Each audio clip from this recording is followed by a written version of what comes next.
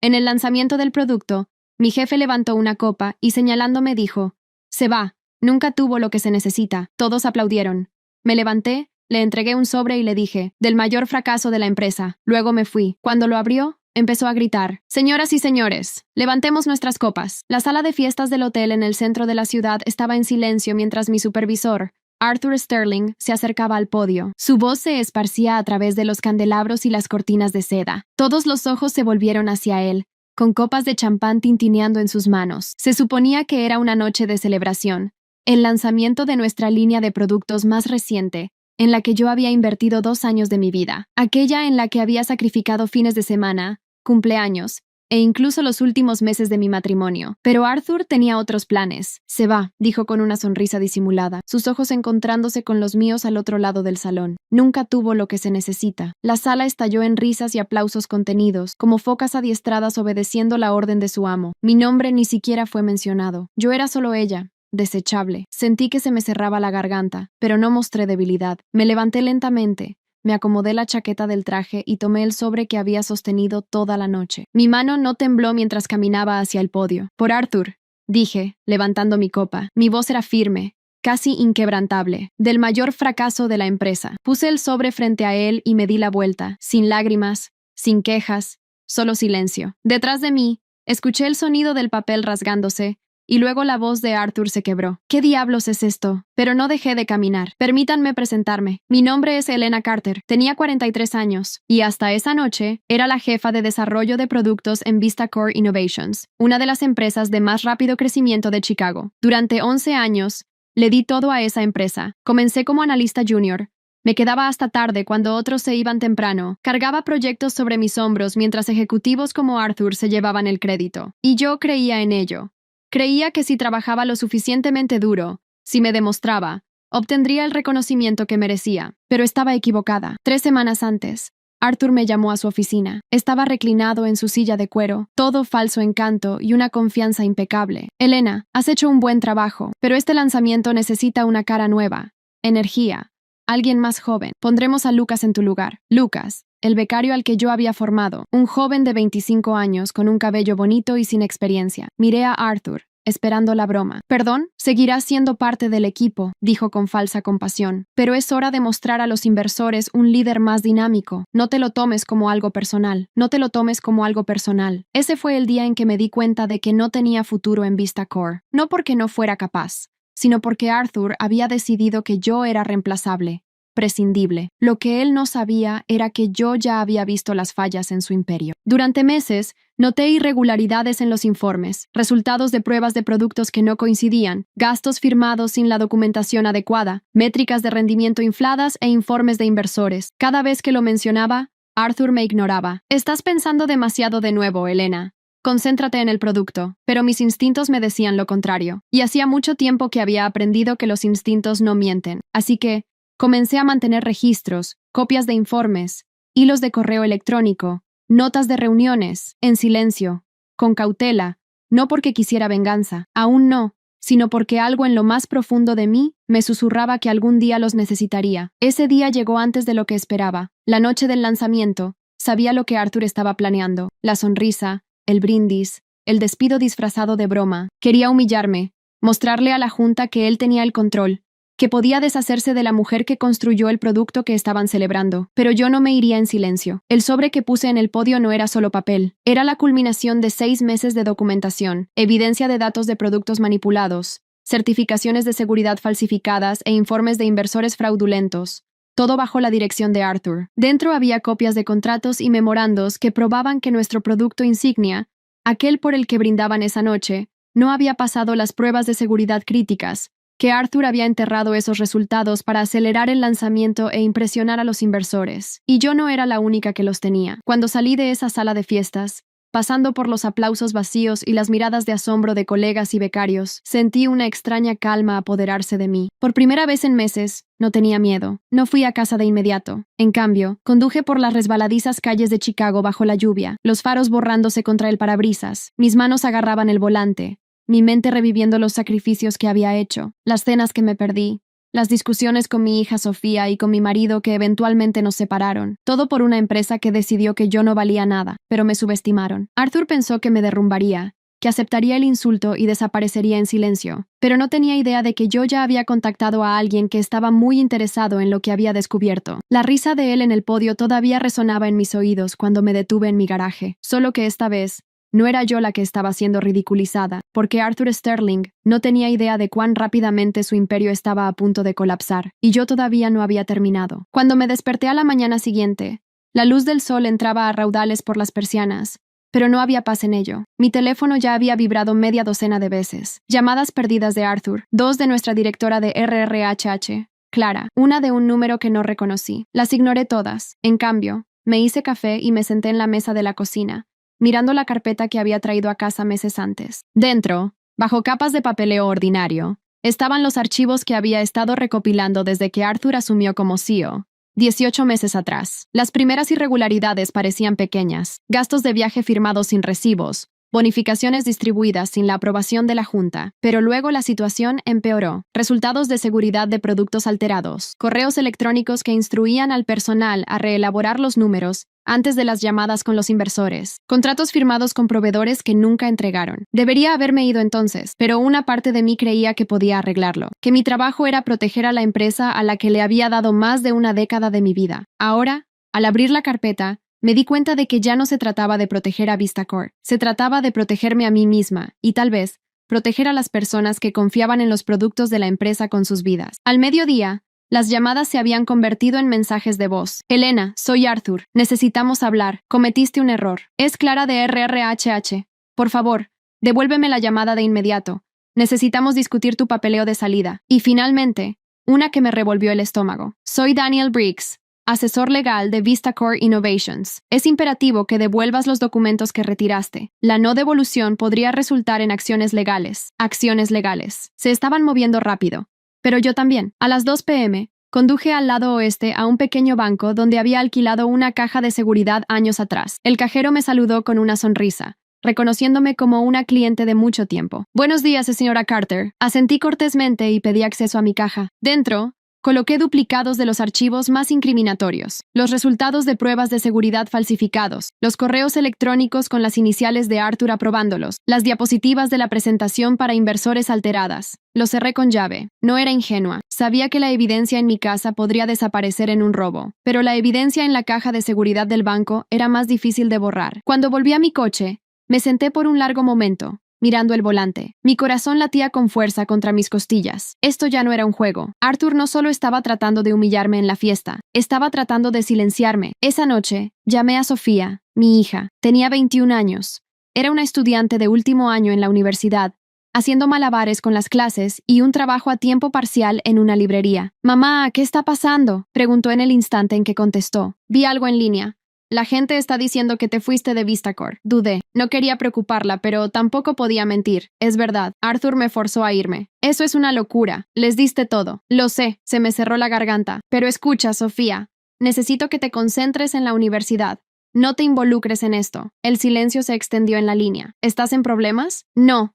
Mentí suavemente. Estoy lidiando con esto. Solo necesito que confíes en mí. Cuando colgué, me senté en el silencio de mi cocina, mirando el teléfono en mi mano. La verdad era que no estaba segura de cuán grande era el problema, pero sabía una cosa: el pánico de Arthur significaba que yo tenía más poder de lo que él imaginaba. El domingo, un SUV negro estuvo estacionado frente a mi casa durante más de una hora. Fingí no notarlo, cerré las persianas y mantuve las luces bajas. Cuando se fue, mi decisión estaba tomada. No podía luchar contra Arthur sola. Necesitaba ayuda. Alguien de fuera de Vistacor. Alguien que no se dejaría intimidar por abogados corporativos o sería silenciado por dinero. Esa noche, desenterré una vieja tarjeta de contacto del fondo de mi cajón del escritorio. Pertenecía a Joanna Race, una ex colega que había dejado la industria años atrás para trabajar con un grupo de vigilancia de seguridad del consumidor. No nos habíamos hablado en casi una década, pero recordaba lo último que me dijo antes de irse. «Helena, algún día te darás cuenta de que algunas batallas no deben librarse dentro de la empresa. Llámame cuando ese día llegue». Era la hora. Mis manos temblaron mientras marcaba su número. Después de 3 tonos, ella contestó. «Helena Carter», dijo,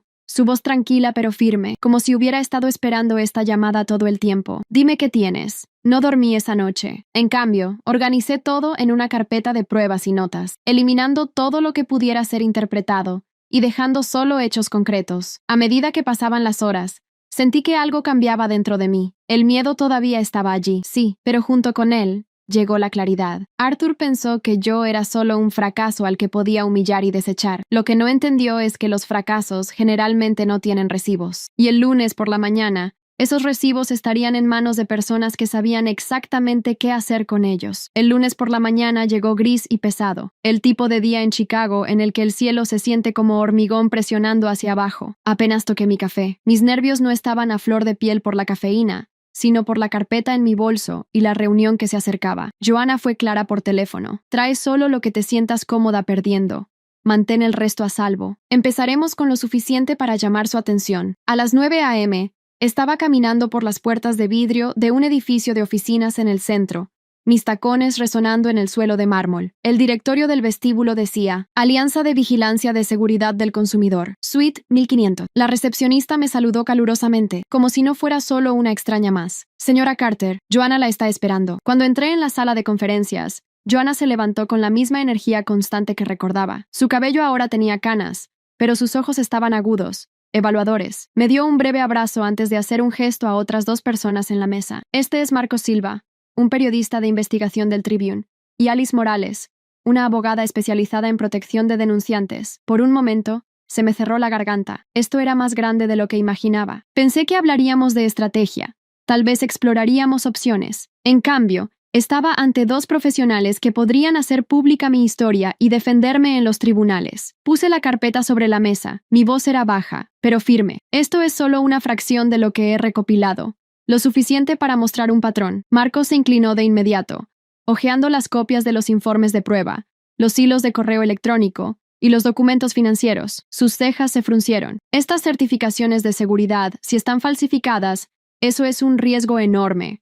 Estamos hablando de retiros del mercado, demandas, tal vez incluso cargos criminales. Alice levantó la vista de sus notas. ¿Y tu despido? ¿Cuándo ocurrió? Técnicamente, aún no lo han formalizado. Arthur intentó forzarme a irme en el evento de lanzamiento. RRHH. Me ha estado llamando sin parar. Sus labios se fruncieron. Clásico. Quieren que firmes algo que ceda tus derechos antes de que te des cuenta de la ventaja que tienes. No firmes nada, ni un paquete de indemnización, ni una renuncia. Joanna apoyó las manos en la mesa. Helena, tienes que entender una cosa. Una vez que entras en esto, no hay vuelta atrás. Arthur va a jugar sucio. La empresa te va a pintar como insatisfecha, inestable, cualquier cosa para desacreditarte. ¿Estás lista para eso? Pensé en Sofía, en los años de cuentos para dormir y juegos de fútbol que me perdí porque estaba corriendo tras los plazos, en el sobre en el podio de Arthur, su rostro engreído poniéndose rojo, en el SUV negro estacionado frente a mi casa. Sí, dije en voz baja, estoy lista. La reunión duró 3 horas. Mapeamos los próximos pasos. Alice presentaría una solicitud de protección federal para denunciantes, asegurando que las represalias pudieran ser impugnadas legalmente. Marcos comenzaría a verificar los documentos de forma independiente, pero no se publicaría nada hasta que estuviéramos a salvo. El equipo de Joanna se prepararía para notificar a los reguladores si los canales internos fallaban. Cuando salí del edificio, el peso sobre mis hombros no había desaparecido, pero había cambiado. Ya no estaba sola. Aún así, el miedo persistía. Esa noche, mientras cocinaba una simple cena de pasta y ensalada, mi teléfono vibró de nuevo. Esta vez, no era Arthur o RRHH, era Sofía. Mamá, ¿estás bien? Vi otra publicación en línea. Algún tipo que afirma que te escoltaron para salir con seguridad. Mi agarre en la cuchara de madera se intensificó. No creas todo lo que lees. No me escoltaron para salir.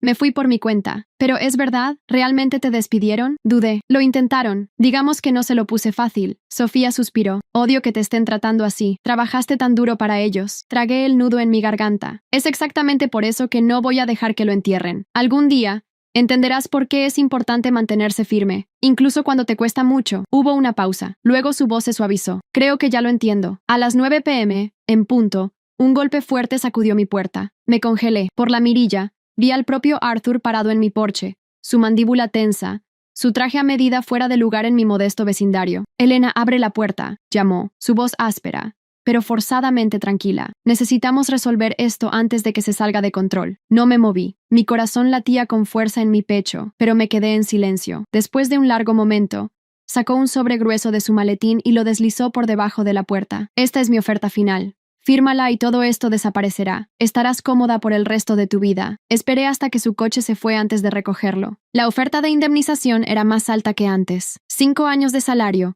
una cláusula de confidencialidad, pago inmediato. Pero mientras la miraba, supe la verdad. La comodidad traída por el silencio no era comodidad en absoluto. Puse el sobre en la trituradora. El sonido del papel rasgándose fue más fuerte que su voz en mi memoria. Esa noche me acosté en la cama, despierta, escuchando el zumbido del refrigerador, el ruido distante del tráfico. Arthur pensó que el dinero me silenciaría. Pensó que el miedo me mantendría callada. Pero la verdad era más grande que mi miedo, más grande que él, y para el final de la semana, el mundo lo sabría. El martes comenzó con una llamada de Alice a las 8:07 am. Su voz era nítida y despierta de una manera que la mía no lo era. Los trámites están listos, dijo. Protección federal para denunciantes solicitada.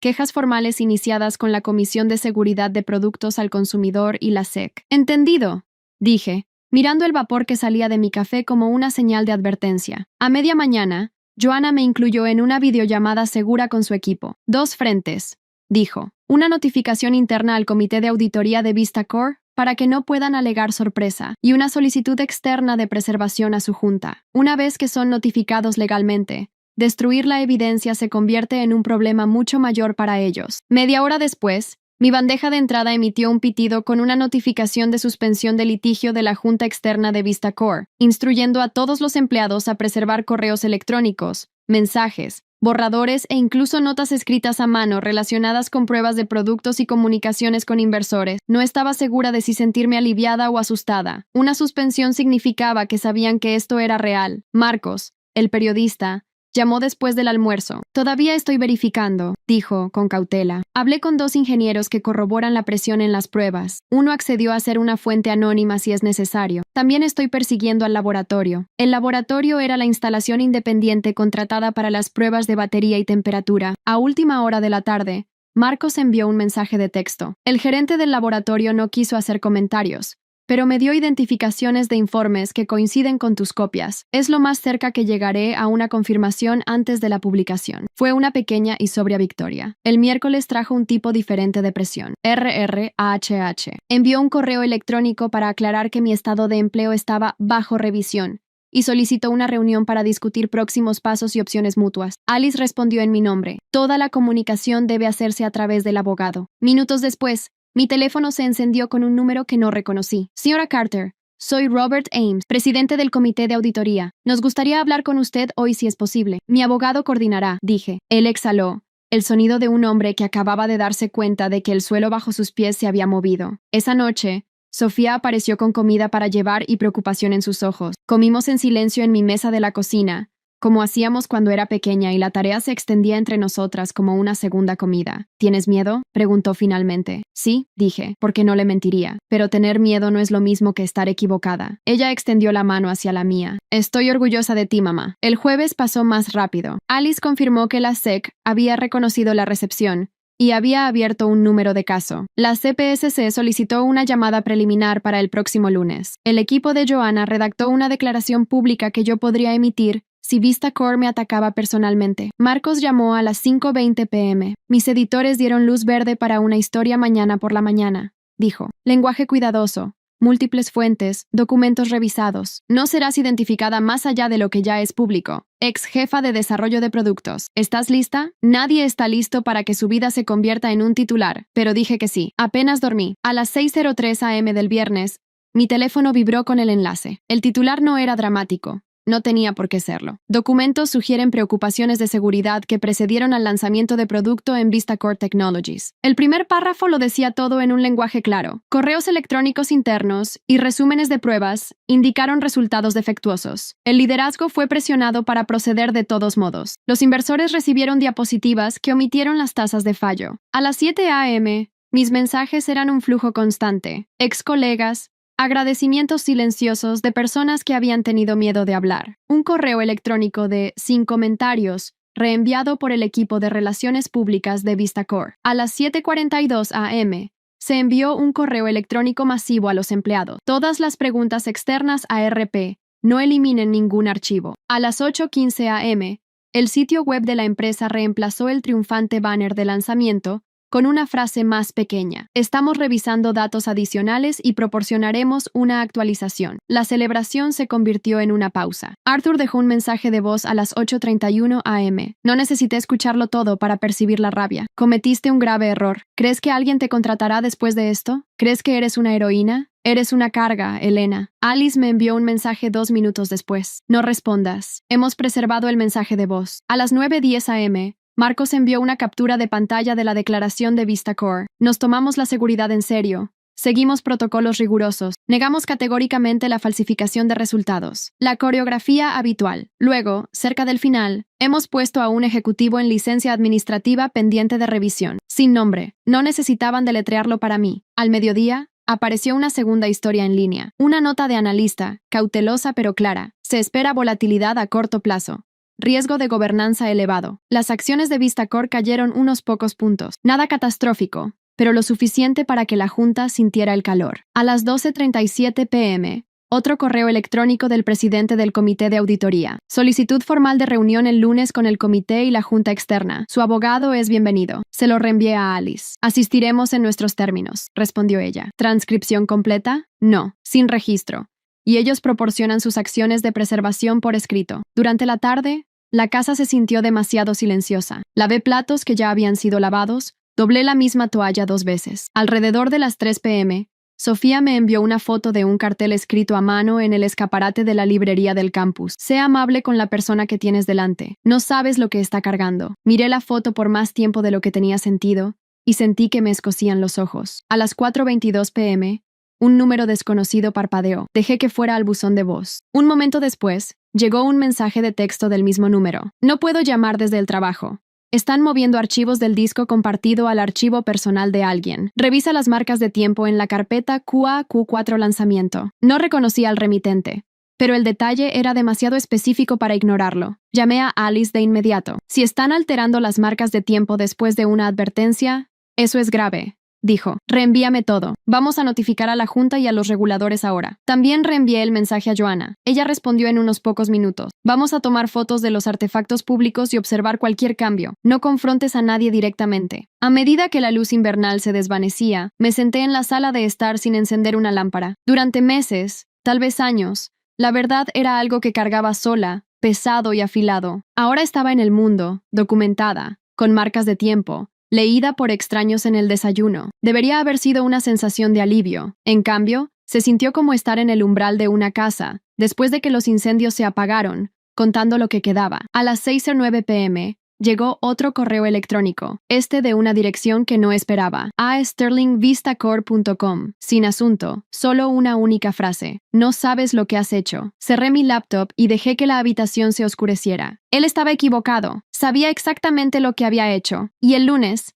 en una sala de conferencias con paredes de cristal y un reportero de periódico y una docena de ojos sobre mí, lo diría todo de nuevo. El lunes por la mañana, el aire dentro de la sede de VistaCore era diferente. La ostentación de los lanzamientos de productos y las llamadas con inversores se había ido. En su lugar, un silencio roto solo por el nervioso movimiento de los empleados evitando el contacto visual. Alice caminó a mi lado, su presencia constante. Nos escoltaron a la sala de reuniones donde un taquígrafo esperaba, con los dedos posicionados sobre las teclas. Al otro lado de la larga mesa estaban el comité de auditoría, la junta externa, y el propio Arthur. Su mandíbula estaba tensa, su traje impecable, pero la confianza que yo conocía en él había desaparecido. Señora Carter, comenzó el presidente, gracias por asistir. Queremos asegurarnos de que esta reunión sea sobre transparencia. No respondí. Deslicé una carpeta más pequeña hacia el otro lado de la mesa. Alice habló por mí. Estos son documentos suplementarios, correos electrónicos e informes que ya han sido compartidos con los reguladores. Esperamos una confirmación por escrito de cómo la empresa planea preservar toda la evidencia relevante. Arthur se inclinó hacia adelante, su voz ronca. Estás destruyendo esta empresa, Helena. ¿Lo entiendes? Encontré sus ojos por primera vez. No, Arthur. Tú lo hiciste cuando decidiste que las ganancias eran más importantes que la seguridad. Yo solo te impedí que lo enterraras. La sala se quedó en silencio. Las teclas del taquígrafo sonaban, cada palabra preservada. Durante las siguientes 2 horas, respondía a las preguntas con calma, hecho por hecho, sin especulaciones, sin teatro, solo la verdad documentada en blanco y negro. Al final, Los miembros de la junta evitaron la mirada de Arthur, su silencio más ruidoso que cualquier veredicto. Cuando la reunión terminó, Alice recogió nuestras cosas. Fuera del edificio, el frío aire invernal me mordió las mejillas. Ella exhaló. Eso es todo, Elena. Hiciste tu parte. Ahora les toca a ellos desenredarlo. Semanas después, los titulares confirmaron lo que ya sabíamos. VistaCore anunció un retiro de su producto insignia. Los reguladores iniciaron investigaciones exhaustivas. 2 miembros de la junta renunciaron, y Arthur Sterling fue suspendido en espera de una investigación federal. No fui nombrada en las declaraciones de la empresa, pero los susurros se extendieron. Algunos me llamaron denunciante, otros traidora. Las etiquetas no importaban. Tenía a Sofía en quien pensar, y la certeza silenciosa de que no había mirado hacia otro lado cuando era importante. Una noche, sentada con mi hija, comiendo comida para llevar de nuevo, me preguntó suavemente, ¿te arrepientes? Pensé en los años que le di a VistaCore, las noches sin dormir, la humillación en ese lanzamiento. Y luego pensé en la carpeta, en el taquígrafo, en la verdad expuesta. No, dije finalmente. Me arrepiento de haber confiado en las personas equivocadas por demasiado tiempo, pero no me arrepiento de haberme levantado cuando era importante. Sofía sonrió débilmente. Eso es lo que voy a recordar, mamá. No a la empresa, a ti. Y eso, más que cualquier jubilación o título, era el legado con el que podía vivir. Solía creer que el éxito era una alfombra roja, una celebración, un brindis, un reconocimiento por años de sacrificio. La ironía es que, para mí, fue una humillación pública, la prueba de que era desechable para aquellos que me debían todo. Lo que no sabían es que cada una de sus sonrisas y aplausos era un eco. Cada palabra de desdén de mi jefe era una confirmación silenciosa de que mi sospecha era correcta, y el sobre que entregué fue el cheque final, lleno de la verdad que él tanto intentó esconder. Al final, la gran fiesta de lanzamiento se convirtió en el escenario de mi venganza, un espectáculo que no se dieron cuenta de que estaban montando para mí. La empresa que me desechó como basura pronto descubrió que el mayor fracaso era, en realidad, la única persona que tenía la prueba de su ruina. ¿Qué harías si estuvieras en mi lugar? Me encantaría saber tu opinión en los comentarios. Y si te gustó mi historia, te invito a suscribirte al canal. Dejar tu like en el botón del pulgar arriba. Eso me ayuda mucho. También compártelo con más personas. Tu participación es muy importante para mí. Cuento contigo, ¿ok? Te espero en la próxima historia.